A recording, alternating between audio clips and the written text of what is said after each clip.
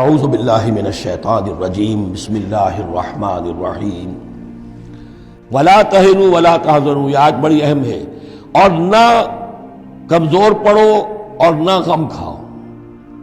وانتم الاعلون ان کنتم مؤمنین، ہمارا پختہ وعدہ تمہارے ساتھ یہ ہے کہ تم ہی سربلند ہوگے، آخری فتح تمہاری ہوگی، تم ہی سب سے اونچے ہوگے بشرطے کہ تم مومن ہوئے۔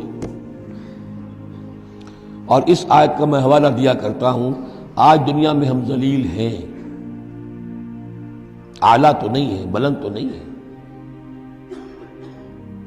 نتیجہ کیا نکلتا ہے؟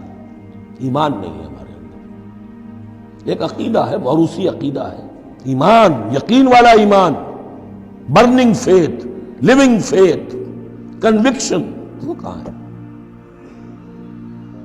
یا پھر قرآن اللہ کا کہنا جھوٹ ہے، انتم الاعلون ان کنتم مؤمنین، ہو نہیں سکتا کہ امت کے اندر ایمان موجود ہو اور پھر وہ دنیا میں ذلیل و خوار ہو۔